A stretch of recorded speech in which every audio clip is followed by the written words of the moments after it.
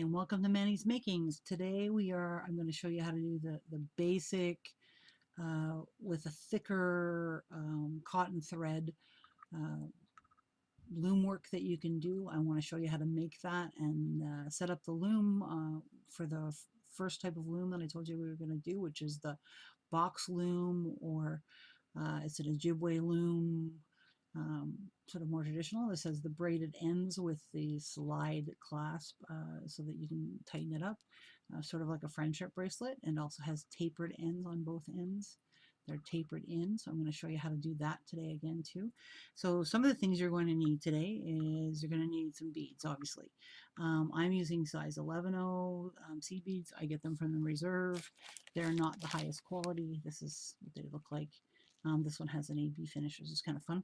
And you can see there's different colored beads in there sometimes, but I have to call them out a little bit, but it's fine. You can use 11/0s. It doesn't really matter. Either one's fine.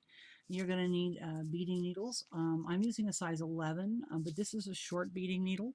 It is really short. Let me see if I can show you the needle. Got one hanging out over here. Hopefully I haven't pulled it off. So it's a short needle. It's like really short, as you can see. Like the beading needles are usually about this long. So I use it because of the way that I work. I like to hold it close to the tip, and I find this works better for me than having you know, a huge long needle. You can use a regular beading needle. Size 10, 11, or 12 is fine, either one. So super glue glue, this is fine CLon. I also have some size D CLon, which is the same as NYMO in thickness, and I'm using that for my weft thread. You can use this fine CLon for your warp thread if you want. I'm using the cotton today, only because for me it feels much more like a material. And my cotton I'm using is the Opera Coats number 10, and it's, you know, a good thickness, as you can see when I hold it in my fingers. So I'm using that. You need your loom, and so I have my trusty loom. I actually have something else set up on here that I'm working on. So I have my loom, and I'll show you some wide out angle shots. You need some scissors. I use tweezers, but you can use tweezers, a toothpick, a crochet hook, whatever works for you, and you'll see why when we get there. So we're going to have fun making this project today, and you're going to learn the basics. This is a basic Aboriginal sort of style of making bracelets. You can also make them longer and use them for other projects, but I'm going to teach you the one end. This is the one finish type that you can do, and this is the most simple for those of you out here, and this is the start of the series, so I wanted to keep it simple. My pattern is very simple. It's just a chevron pattern, so hopefully that you can follow along and have fun with me in this process. So let's see if I can get this to focus better for you guys. There we go. So yeah, just have fun in this process and learn with me. And once we get everything laid out, I'll start with showing you how to put the thread on the cotton on the loom. So I'm going to start with showing you how to string this first, and then we'll go from there. So this is a number 10 opera cotton from Coats. You can use whatever you'd like. I'm doing this with cotton because I'm going to show you how to do the, you know, the kind that has the braid, and then the macrame closure so that you can slide it, you know, on the macrame closure. So that's your first type, and I'll have tapered ends, so you'll learn how to do tapered ends. And then I'm going to go into another one which I've already started, as you can see, and this one's going to have a more professional end to it. I'm keeping the patterns really simple, just doing chevron patterns, so that you can sort of get the, I want the techniques to be the more important thing than following the particular pattern. So we'll get into more into patterns a little bit as we go along, but just the basic chevron so that it's easy as you go. So I have my cotton thread here, and I need to put it on. Oh, the other thing you need to know is this is size D CLon. I'm going to use this as my thread to go through. You can use NYMO, you can use wow, there's all kinds of them out there. 1G, you know, 1G is a little stretchy. I wouldn't use 1G. I'm trying to think of all the names of the different Anyways, you know what I'm talking about. Different threads. You could definitely use different threads. It's up to you what you want to use. You can even use a contrasting color. As you can see on this, on the edge of this one, you can't see. I know it's, you know, really far away at this point, but you can't really see the thread at all because it just blends in. And that was the whole idea. And I actually left the black beads on the very outside so that it actually sort of, you have the black and the black and the black on the very edge so that it completely frames it. But in this case, I'm not going to leave the black on the edge. I'm going to use the black as my thread, and then I'm just going to use the colors. So how do I put this on? And as I said, this is a loom that's a modified from textile loom that I'm using that is similar in style to the looms I use. You can use a picture frame if you want. The whole idea is that this becomes continuous because of the way that you put it on. So I need to take my thread, and I'm just try not to land the ball on the floor. So I need to take my thread and I need to start it. So I'm just going to ignore the fact that I have other things. And that's the nice thing about this size is I can actually do several different projects at the same time on the same loom, which is like super awesome. Okay, so I'm going to take the end of my thread. I just wrapped it around. Don't worry about that. And I'm going to make a slip knot to start with. So a slip knot, as I take put it in my hand, put it around 2 fingers, and then I take my fingers through the loop that I've made and grab a hold of the piece underneath. Okay, so we'll do that again, slower. So over my 2 fingers, I'm going to wrap it around my 2 fingers.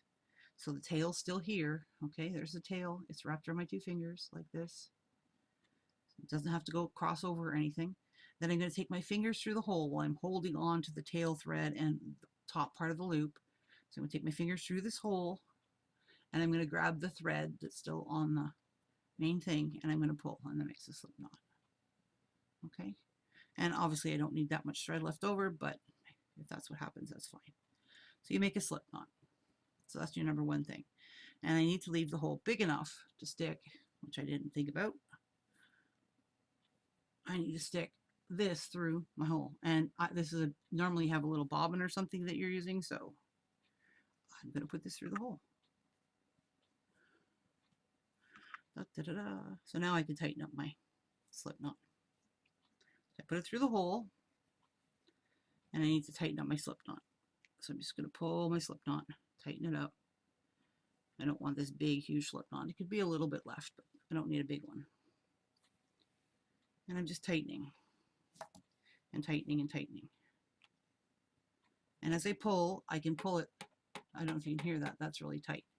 Okay, so that would be my first thread, but I need to have that on the back. So I'm going to slide that around to the back. And as you can see, you can actually take these, pull it off the table here.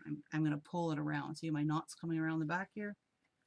So I want it around the middle and the back, because with these bracelets, you're going to work on the centerpiece, and then you need enough thread left over that when you cut it, where sort of the knots are, you're going to cut it loose from your loom. Then you have from here all the way around to the other side to where the knot is for your braiding. So you need to sort of make sure your knots are sort of in the center. Okay, for this particular style, and as I go, we're going to learn lots of different styles. So I'm just trying to untangle this a bit. Got myself tangled up in a knot. Okay, put this to the middle. I'm gonna hold on to this. Okay, get out from under there. There we go. So I have my second thread, and I'm not worried about spacing too much at this point. I like to have 2 outside threads, and then I have to have 1 thread between each bead I'm doing. So if I'm doing 5 beads, which I'm doing, I need 2 threads here, 1, 2, 3, 4, and 2 threads here. So that's 2, 3, 4, 5, 6, 7, 8. I need 8 threads, right? So let's count again and make sure 2, so 2 on the outside, 3, 4, 5, 6, 7, 8. So I need 8 threads showing on the front. All right, so this is my front. So there's 1, 2, and I'm trying to keep hold of that knot because it's going to want to slide around at the beginning. And I'm just bringing this around from the bottom across the top. 3. The only thing I'm trying not to do is cross over the threads. 4, and I'm just keeping my tension with this hand.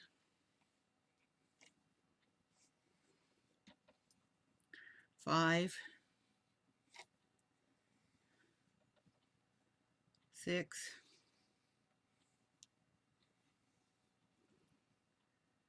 7, 8, and around to the back because I have to tie this off, right? So I'm going to flip my whole thing over. Whoops, hitting things, so that I'm back to the back. And as you can see, I've got my my other knots here. I've got my threads that I need on the front, and I now need to tie this off to this last thread. Okay, so this is where it gets a little trickier. So I'm going to hold on. I'm still holding the tension. I'm just going to take my scissors and I'm going to cut my thread. Okay, and now I'm going to hold on to the tension on this one and the tension on, I wish there was a white background or something. Let's move these over so you can see maybe a bit better. Because with these other things, it's hard to see. Let me throw a white piece of paper back there. Just give me 2 seconds. I can find a white piece of paper. Yep, got lucky. It's all crinkled up, but it'll work for this purpose. I just want you to see what I'm doing. Excuse the yucky piece of paper. I just grabbed over to my printer what was sitting on top that was messed up that I used for scrap paper. So, okay. So I've got the second to last string and the last string, and I'm holding on to them both. Okay.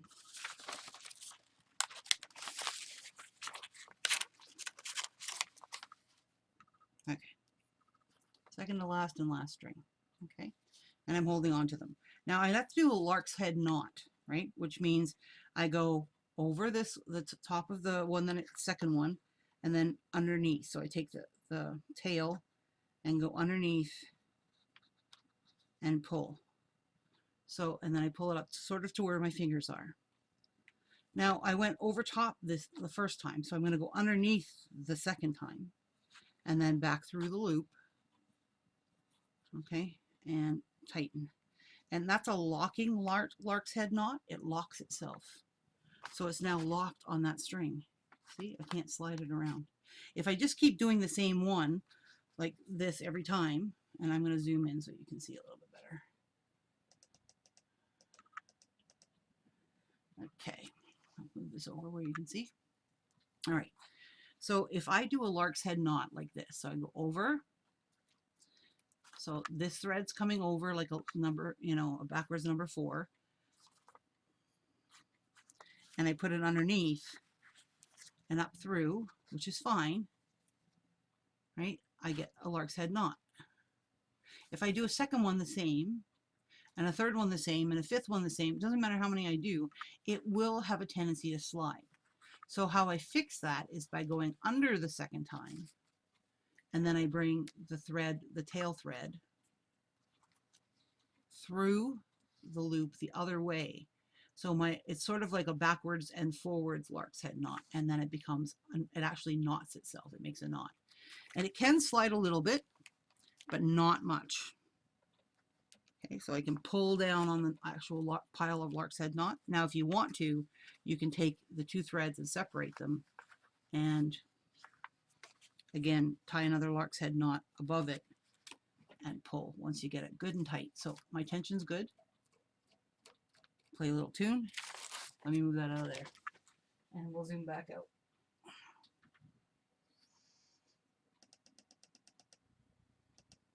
Okay, so that gets my threads on there. I'm going to flip this whole thing over, get back to the front side, see what's happening with my needle on the other one. Okay, so now I have this mess of strings, and as you can see, I can slide them over. I can just take my finger and slide them over, and you could do the same whether you're using a picture frame or not. Just be careful the picture frame isn't sharp on the edges. That's why I actually took this and covered it with cardboard and tape so that I have some smoothness and roundness here, so that it doesn't dig in and cut on my threads, because I don't want it to cut on my threads, whatever I'm using. Okay, and this is the more traditional style. Okay, so now we've got both ends, and I'm going to move it so you can see the bottom end here. Now what do I do for spacing? How do I figure out my spacing? Well, what I have is, if I can find it, and of course I can't, it's disappeared. There it is. I just took some beads and the same size 10 beads that I'm going to be using and put them on a piece of the string. So they're not tied on or anything, living dangerously. And I'm going to take them and bring it up underneath the one layer. And I'm going to take them and put them, on this bottom layer. Now, the strings aren't where they're supposed to be yet. Let me zoom in so you can see this. Move this a little bit.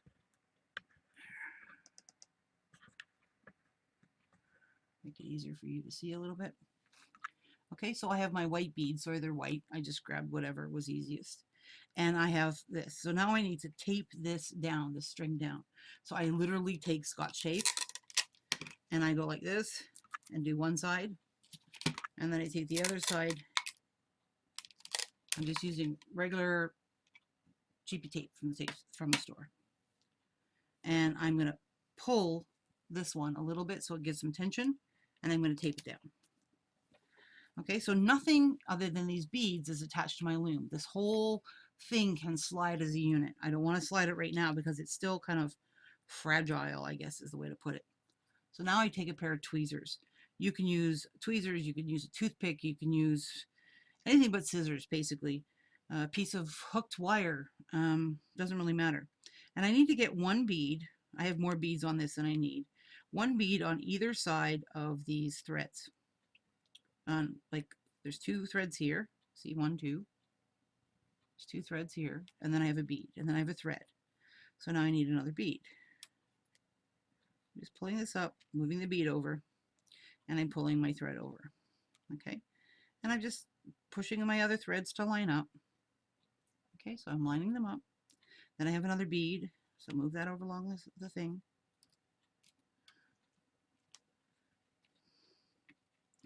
The nice part about putting your own beads is that if you're using, let's say, fire polished 6mm fire polish, you can, or you're doing a pattern with seed beads and fire polish and seed beads, you can put whatever you like on this string. So, you know, you're going to have your spacing right every time, which is like super awesome. Put that string over top. So there's 1, 2, 3, 4. And then we need one more. So because I'm only doing 5 wide, so I have extra beads on here, which is fine. So now I need to get these last 2. I had 9 on my last one, so. But I want you to, this is more like a, you know, thinness of a friendship bracelet. And because of the way we're finishing it, it's a great project for young ones. You teach this for sure at camps and things like that this summer. And this can be done, looms could be made inexpensively for young ones, or you can pick them up as I did. So I'm just moving them over, and I'm just going to move my top ones too just a little bit. So this takes a little bit of fussing and fuddling and to get them all lined up, but this is the hardest part of the whole project. And then the first row. There we go. So I got them pretty well lined up. They're not perfect, but they're pretty well lined up. So I'm happy, close enough so that when I start here, I'm going to fix the top too. So when I start here, I'm not trying to spread this much into this much. I'm not having to pull as far. So that's way better. Okay, so I'm going to finish fussing with the top end because it needs to be fussed too. And I'm not going to worry about putting beads here. I'm just going to space them so it doesn't widen out here. As you can see, it widens out. Okay, so I'm back and on my thread on my needle. It's been waxed, so that way I know that I'm good. And I just doubled it up at the top end so I don't have as much to string through. And I have my 5 beads on the needle, so it's turquoise, red, orange, red, and turquoise. I'm going to use black and white as well, but I can only do 5 at a time. So, and I'm just going to make arrows going up, and then I'll do arrows going the opposite way to end it, and the same on the top. So we end up with a decrease. This is for this particular finish. Okay, so each finish and what you do at the beginning changes, right? So this is for this one. So what I got to do is I'm just going to stick my beads with my needle and I'm going to stick one on, try to stick sort of one between each hole. As long as I get the first couple right, and again, I'm holding it with my finger in the bottom here. The light isn't the greatest, but hopefully. And I'm just moving them over a little bit, the next ones in line. I use my tweezers a lot for setting things up. Once I get going, I don't have to worry about it. So I'm holding this here, and I'm going to hold on to those beads between my thumb and my finger, and I'm going to pull my thread through. And I'm going to pull it through till I have about a 6-inch tail left. So I have tail left here, a good 6 inches, and I'm just letting it hang out. And then I'm going to take my needle, and this is why I use the shorter needle, and I'm going to take it, and I'll come in closer after I do a couple of rows so you can see what I'm actually doing. But I'm making sure my needle's on top of these two side threads, and I'm scraping the top of the bead, and I don't know if you can see it, but my needle's coming out between the two beads. And then I'm doing the next one, and each time I'm bringing my stuff up over the thread, because this is a heavier thread, and bringing it down to the last one. And in this case, because it's a short row, I can do it all in one pass. But if it was a longer row, I would have to do part way and then part way again. Okay, so now I have this like this, where I have the two. And I'm just going to pull them a little tighter so that they sort of sit beside each other. So I just grabbed both threads, and I grabbed my beads, and I just pulled. Nothing spectacular. I still have my tail thread hanging out. We'll tighten that up when we're done a little bit. So now I'm going to bring my needle back underneath, and I'm going to pick up the next set of beads. So each bead comes in one on the next step. So I'll have no more of the orange. So I'm going to need to pick up the next color in my pattern is black. So I'm going to pick up black, then the turquoise, then the red, which will be the center, then the turquoise, and then the black. And I'm going to take my needle. These first couple of rows, you have to be delicate.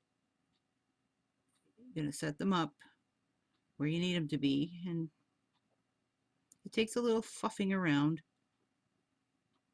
There we go. I got them where I needed them to be. I'm not worried about the fact that this is splitting off to the side or anything like that. And I'm pulling this through, because what's going to happen as I get to the end here, make sure I don't get myself a knot. My knicker's in a knot here. Get my tail out of the way. There we go. I can take it now and pull just slightly. I'm not like yank, I'm not wrapping around my finger and yanking. I'm just pulling to snug it up. Okay, so it's snugged up. And if you notice now, that first row is holding much better. So now I got to go back. And if you notice, I haven't gone through the beads the second time, and they're still holding in place. So I'm pushing up from the bottom with my finger, and I'm coming into the bead, scraping the top. So my needle actually pokes its head out. And this way I'm guaranteeing I'm not getting, and the hardest one is this last one here, I'm not getting the threads in between. Okay, so I get the last one, stay on top. And what I tend to do is I don't pull with a needle, I pull the thread, and then I grab the other one in my fingers like this to keep it from getting tangled on stuff. And I pull across to the other side. Bring my needle back in underneath. Now you can run this tail thread now up the side if you want, and you can, every time you bring the thread around, you just make sure that is tucked inside, and it will incorporate itself in the edge, or you can go back and weave it in later. I tend to incorporate it in the edge at the beginning here. When I add thread later, and this will not be enough thread to do the whole project, usually I have to add thread at least once to projects so that they work, but let's get tighter so you can see what I'm doing. Okay. All right, so I've got the beads put on. So I have my beads on my thread. Okay, so I have my 5 beads on my thread, and the next step is the white, black, turquoise, black, white. I'm just pushing them in between with my finger from the back side, and then I'm holding on to it with my finger, and I'm pushing upwards quite a bit on, my warp threads here. and I'm taking my needle and putting it up in the bead. So I'm making sure I'm not catching any of these threads or this thread here. I'm just scraping the top of the bead and putting it up. The next one, putting it up. Next one, see how you can see my needle? See how you see my needle between the beads? You don't have to go up as much as I was doing there. See how you see my needle? And then in this one, see how you see my needle coming out of the end and there's no thread. So that's really important, and it allows you to still continue to move your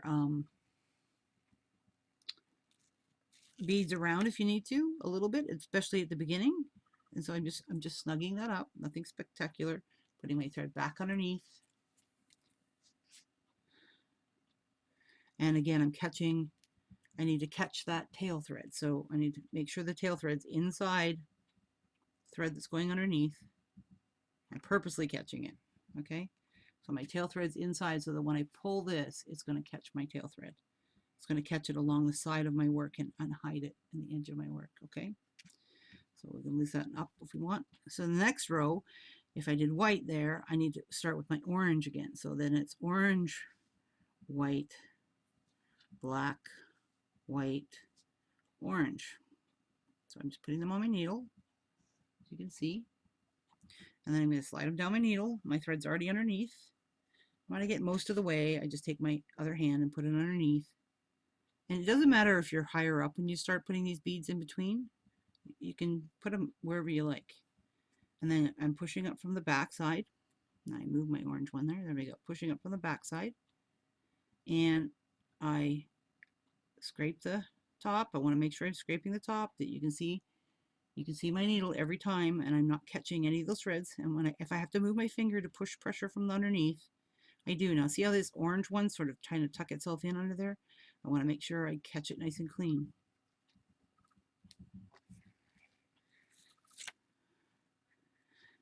And I'm just snugging it up. I'm not pulling it super tight, I'm just snugging it up.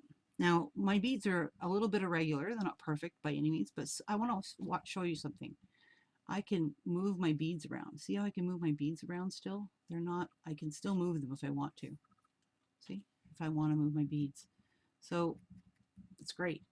Now obviously you can see that my the thread here was puckering on the side. You don't want any little puckering threads on the side. All right, so let me show you. I'm going to cut into another screen and I'll show you how I actually work my beads. Okay, so I want to show you how I work my beads, and the reason I want to show you how I work my beads is because it makes it easier when you're figuring out, especially with a chevron pattern like I'm doing. Basically what I'm doing is I'm creating little V's. Let me take a pencil and I'll show you. Little V's of color. So I have 5 spaces wide, so 1, 2, 3, 4, 5, and you can make your own little graphs or your own little whatever you'd like, and the beads sit on top of each other. Okay, so I need to make my patterns go like this. So we'll just pretend these are the black ones. 1, 2, 3, 4, 5. Just to give you an example. So I'm making them make little arrows. Okay, so that's the black ones. So if I start with the black one, which is this pile here, and then I'm going, it would go blue, red, blue, black. And then my next row, I'd start with white. And that would be white, black, blue, black, white. And then orange, white, blue, black, oh, sorry, orange, white, black, white. So there's only 3 colors each time. I just move one step around the circle. So that makes it easier for me. Now, if you have a row, you can use the same thing with a row. Is just, go up the row and then step down a step and go, up the row. I find this circle works really well for me. And so this one would be blue, black, red, blue, black. And then the second row here would be white and then black. See, it's in the second spot, blue. So this blue here, blue here, and blue here would all match up. Okay, those 3 blues here would match up. So that makes it easier when you're doing sort of a chevron pattern. And if I want to do 2 rows of the same color, then I literally have to just, if I want to make this, a stronger black row, let's say, I would sort of the same sort of thing. So this would be black, blue, red, blue, black. I actually wouldn't have a red in the center. I would just have the two colors because this would be a second row of the blue, right? So, you know, you have to sort of think about that as you're doing your patterns. There's lots of patterns available online. There's free paper available online. Um, Beadaholique, I think, has it. There's another company that has it.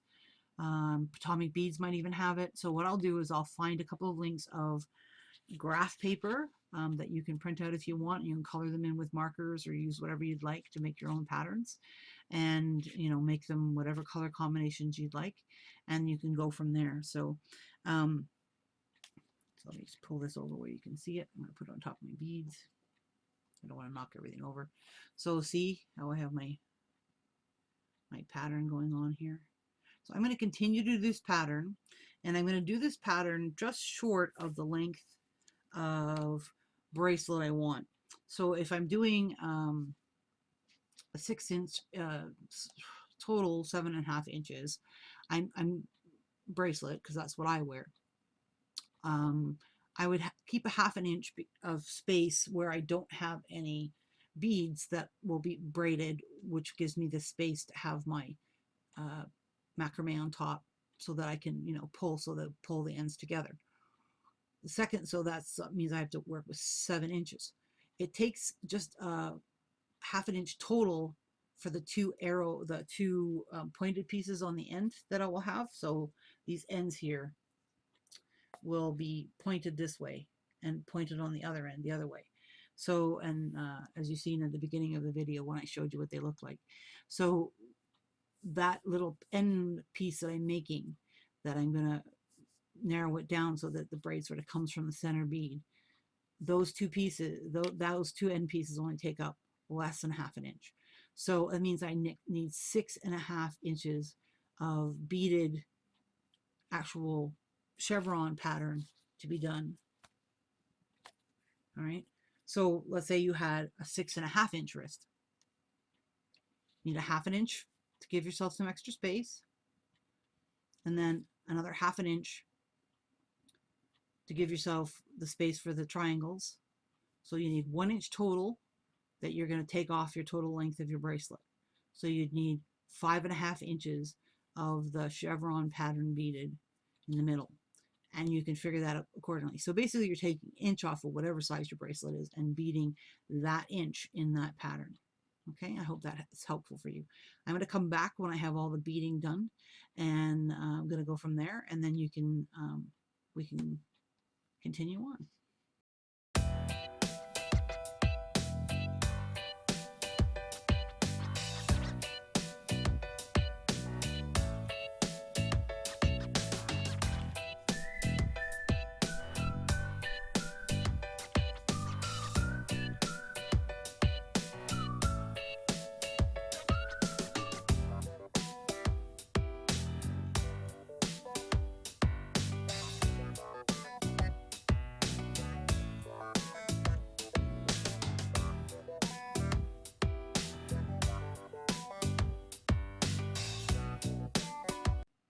Okay, I'm back and I'm ready to add more thread.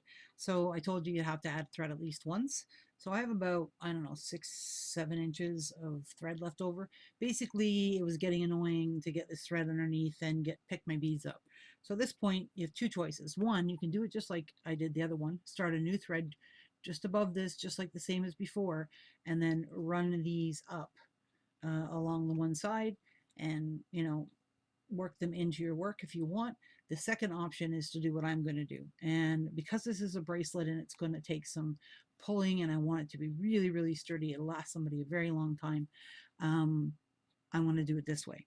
So what you need to do is your thread's coming out here, and you need to end up with this thread coming out the same hole. So my needle would go that way to get that, and then my needle would go the opposite way, that way, and then the opposite way. So I'm going to start, I have just a new needle on a thread, new thread on a needle, I should get that right, and I'm going to start going this way, and I'm coming in from the outside. I don't want to do it on the way on the outside, and this is my left hand, and I'm not very good with my left hand, just so you know. Most people aren't if they're right-handed. or if they're left-handed, they're not very good with their right hand. So I'm going to come across the 3 beads in the middle. I'm staying away from the outside on purpose. And I may get a little bit of a wax buildup, but I'm not worried about it too much. I'm coming across. I'm leaving just enough tail that I can pull it tight to clip it tight. Okay. And then I'm going to come across the same, I'm going to come across, let's say, 2 beads this time. Okay. And I'm pulling, and that lays the thread down in between. And then I'm going to come across the 2 beads here. Again, I'm not left-handed, so I can also flip my loom. I just flipped it sideways so that I can reach these 2 beads much easier. And then I can come and put it on those 2 beads there. Again, I'm staying away from the outer edge. And I wasn't supposed to catch my tail. There we go. Whoops. All right, so at this point, I could, if I pulled really hard, I could still pull it out. But once I get a few rows done, it's not going to make any difference. So I'm going to come back down this row again. Now, one option you can do when you're using thicker cording like this, you can actually take, and there's little threads that ran over these beads before that's on those cords. And if you want, I'm going to back up a bead.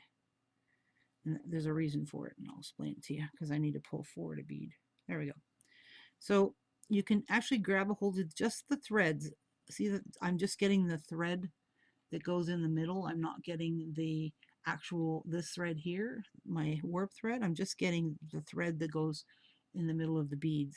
And I can actually pick that up and do a single knot if I want on top of it. Now at this point, the knot would show if I just left it, so I have to actually go into the next bead. If I don't go into at least 1 or 2 beads away, and then that pops that knot into the beads and you actually don't see it in that seam. All right, and then back up, making sure I'm seeing my needle, and out the final one. So I've checked to make sure, if you can see my needle between each of the beads. There's no thread on them. And I'm going to pull this out. Okay, so I'm ready to continue on. I'm going to do 5-10 rows, and then I'm going to do the same thing in those 5 or 10 rows with my old thread. And the reason being is because my new thread is secured below and my old thread is secured above where I'm working. And that way when you're pulling, if you're pulling on the bracelet, it's, you know, it sort of crosses over itself. It self-crosses itself. So this will be secured above. Yeah. Okay, so that's, I'm going to continue on. I'm going to pretend this is not even here. I'm going to continue on to a few rows, and I'm going to put a needle back on this one thread, and I'm going to, you know, weave it in it like I just showed you in the beads that I just put on up here, and then I will cut the tail off because by that point everything will be good and secure, and I can continue on until I get to the length I need. Okay, so I have 6.5 inches done because I'm making a 7.5 inch bracelet. And I'm ready to start the decrease. So a couple things I need to do is I need to take my threads at the end here, and I'm going to squish them all together. So I'm just taking them and squishing them all together. And see, so they're close together. And the reason being is it's going to make it easier when I pull in. When I'm pulling in like this, it's going to make it, there's going to be less resistance. Okay, so my next row is literally, I have 5 in this row. I need to go down to 3 in the next row. So I'm going to take my 3 beads, and what I'm doing is continuing my pattern, omitting the outside bead. So you can see that my black and then goes in, you know, so forth. And then I'm going to pull that through, and then I'm going to pull, I'm going to just do this just like I would normally do it. Okay, so I have them, I'm doing the same as I always have, and can I see if I can get this to focus properly? It's being really crazy today. There we go. All right, so I have the 3 on there, and I can pull and it will tighten in. See how it'll tighten it? Now it'll add more thread on there, not thread, more bulk on the sides. And if you pull too much, it will actually pucker up this last bead on the row before. So I'm going to hold that flat and just pull a little bit. I'm not going to go too crazy. I'm going to come back underneath and I'm going to put 1. Now you can choose to go 3 3 1 1 and then do a longer taper. It's your choice how you want to do this, and depending on the size of the beads I use and the kind of finish I want on the project, so this becomes a full taper. I go through there. So now I go through that bead. Pretty easy so far. And I'm going to need to pull it, but what I need to do is I'm going to need to take my work and I'm going to turn it so I can get through the bottom of that bead, that one bead again on this side. And I know everything's black, black, and black, and I'm sorry. So now I'm going to pull. All right, and I'm holding everything flat. I don't want this to curl up. It's still flat. Everything's good. I got the one bead being a little bit persnickety on this one side, and I might not have tightened it enough before I started. There we go. So I've got that like that. I can do another pass. I have room in there to do another pass, so I can do a third pass. So I'm going to go that way. So that's finishing up my second pass. Or I can quit at the 2 passes. I'm good with the 2 passes. I think I'm happy with that. So now I'm going to do some lark heads knot, and I'm going to do the kind that lock. So again, I have the loop. I'm coming from this side. The loop, I'm going to put my needle through the loop, and I've still got a lot of thread here, so which makes the lark's head knot. It goes across the beadwork. I actually want to pull the side of the knot to one side or the other, not have it in the middle. And then I can do another one of those, same way, exactly the same direction. Okay, and I'm going to pull that tight. And now I'm going to go the opposite direction. So before I was going underneath, I was making the loop like this, and I was going underneath. So this time I'm going to bring my thread underneath. I just pulled it off of my needle, but that's okay. I don't need it on the needle. I'm taking my thread underneath to start my lark's head knot, and then I'm coming up and pulling it through. So my lark's head knot is going, so it's, up and down sort of thing, right? So it's going the opposite way. That locks it in, and I can do another one again. One more. So I'm going underneath. So you can see it's way underneath. I know you have these other things in the way, but it's underneath the work. It's not above the work. See, if I pull, it's there. It's underneath. And then I'm going to bring it up and bring it through. Pull this through. So you have this loop with the thread sticking in the middle of it. And pull it down and tighten. Okay, so that will hold it at this point. I can just bead that, bring this thread as part of my braid if I want. I don't need to. The other thing I can do is put a little drop of, I'd use Zap glue or the new glue. What's it called here? New glue. It's just a super new glue. It's another one you can use. It's sort of an instant glue. It dries clear. GS Hypo Cement would work fine. Yeah, any of those things would work fine. And you could put a little drop. You could have put the drop on before you did those lark's heads. See if I can get it even closer here for you. I'll make sure we're good and focused here. Okay, so you can see that there's my 4 lark's heads up to here, and there's my last bead here, and everything's laying nice and flat, and it's happy, and this will become my braid. So this is how I taper the end. And I do a similar thing I do the exact same thing on the other one, but I have to start a new thread on the other end. So I'm gonna show you something. I'm really zoomed in, so sorry if I'm making you seasick. I'm not trying to do that. Okay, so I'm in the wrong braid. Let me zoom out.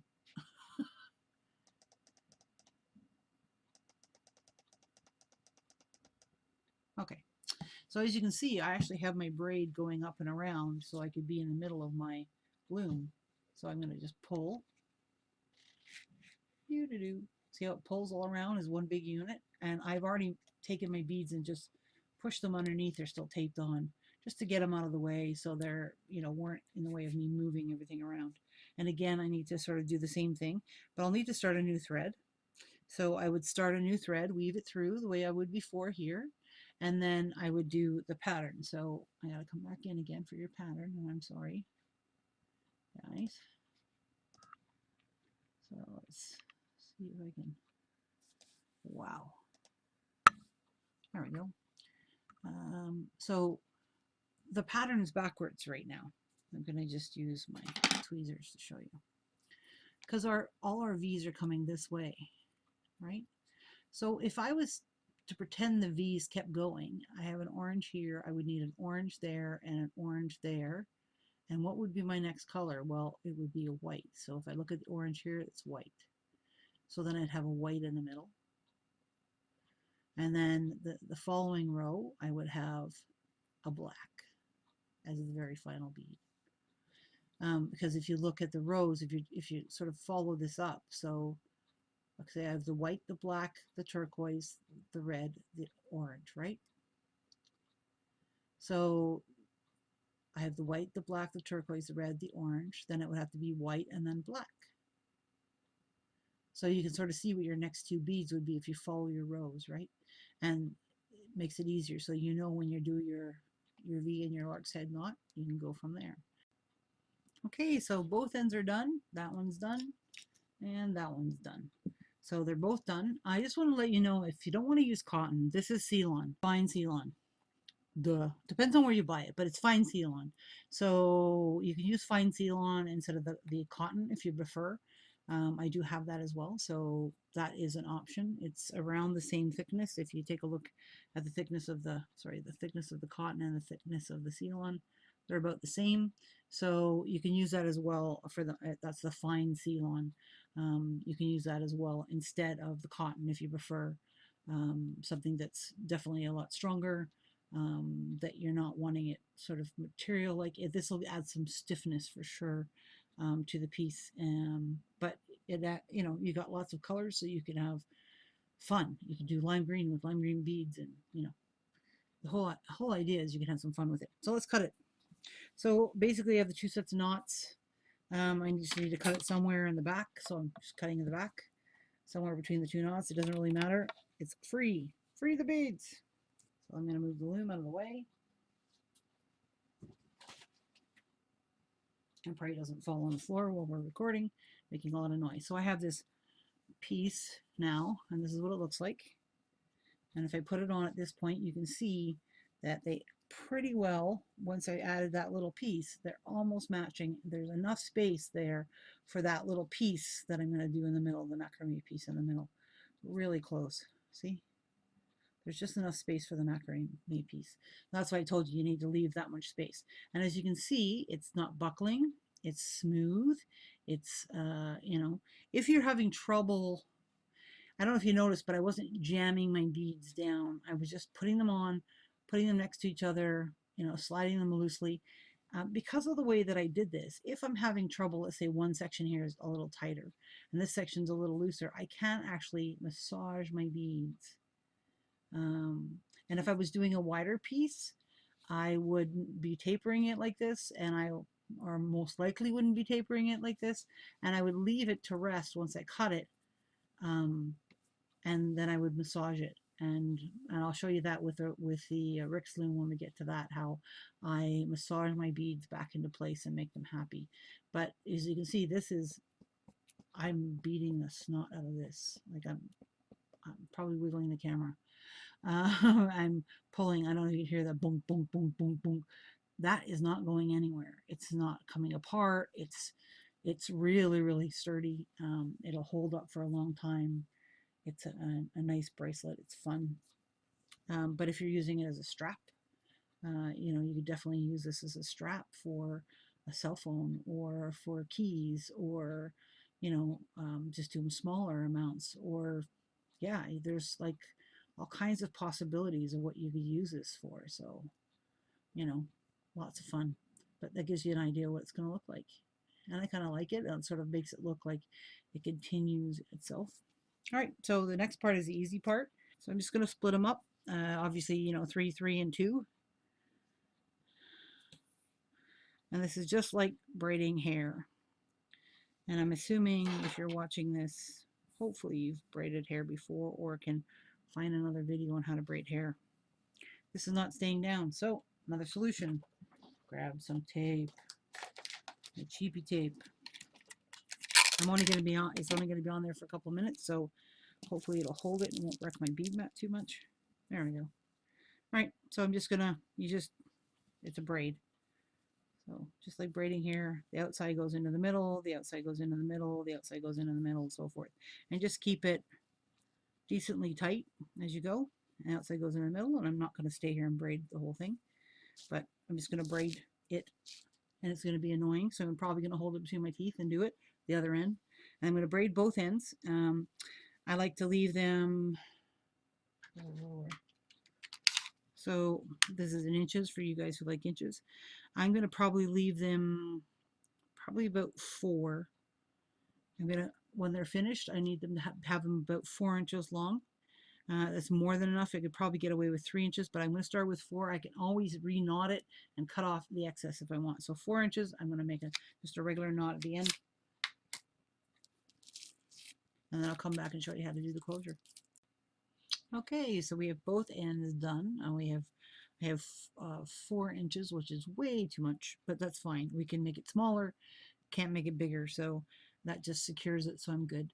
And I have a piece, I'm going to use CLon. This is the fine CLon in black for this. It's going to make it hard to see, but I may end up doing a demo with some wool or some heavier gauge something or other so that you can see it. I don't have a lot of heavy gauge stuff because I don't use heavy gauge stuff. But anyways, the 2 straps are inside of the thread, and I have the 2 ends here.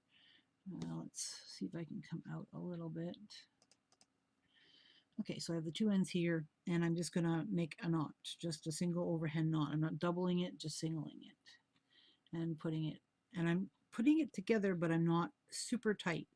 I usually like to run my pieces one over top of the other. So I'm just making sure the braids are flat, and I'm putting them so that they're on top of each other, kind of like stacked mattress and box spring. So they're on top of each other, okay? And now I need to do my macrame.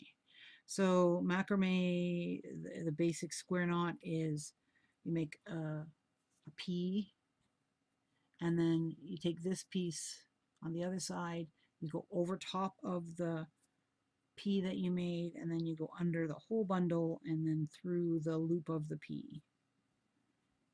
Okay, so that's 1/2. And where's my knot? It's up here. So I'm going to sit this right beside my knot, and I'm not pulling super tight, I'm just pulling snug. And now I make it the other way, so I go make a,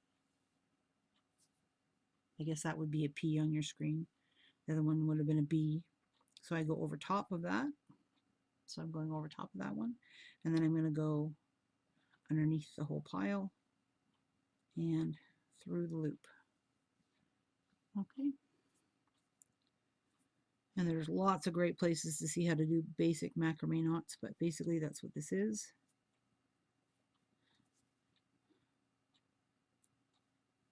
And I'm just making sure they're resting beside each other. So that's what I consider one knot, the 2 sides. So I do the B side, I guess this looks like a B. And then I go under, over, and then under the whole pile and through the loop. And then I do the P side, and I go over the P, under the whole pile, and through the loop. So that's 2 knots.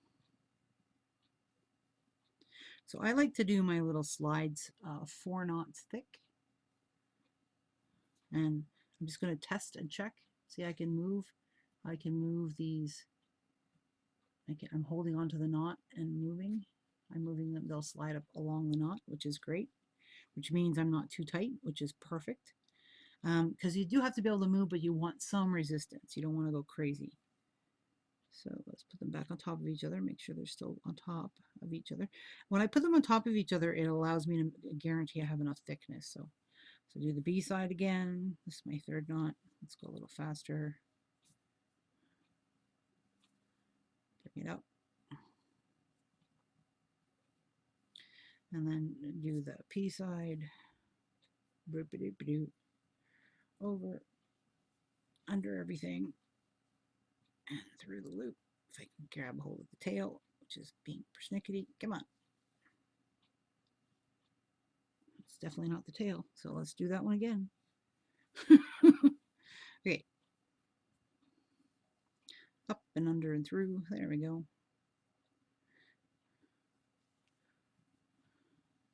So that's 3 knots. I'm going to do it again. This is my last knot. This is a little awkward because you're working around the entire bracelet, but that's fine. Okay, so I get the last one on. It's done up. And see if my autofocus. You can see that I have my macrame across there. I can get my focus to come in for you. So there's my macrame across the 2 pieces. I have the 2 pieces here. And it's not super, super tight. And I don't want it super, super tight because I still want to be able to pull, right? So now at this point, I put a little tiny, tiny drop of glue here and a tiny, tiny drop of glue. I don't want it to hit this cord at all because if I do, it's going to be a problem. If you're worried that you did it by accident, okay, so start your threads, your things farther down where you might cut them off. So I'm see how my knots are closer to the slide I've created, the thing that does it up. So I'm going to even go farther. If you want to glue when it's close like this, if you make a mistake, because I'm going to have to cut off some of this. This is way too big. Like, it doesn't need to be this big. This is like massive, right? So then when I pull it, I can glue it, and then while it's still wet, I can hold on to it and pull it. Any glue that got on this will be on the part that I cut off. Smart thinking, huh? So it's just to sort of save me the aggravation of it all. So I'm just going to put a touch of glue on either side. I'm going to pull them through, and then I'm going to cut them off, and then I'm going to burn them, and we will have a finished piece. Okay, so we're all done. Yay! We have our wonderful bracelet.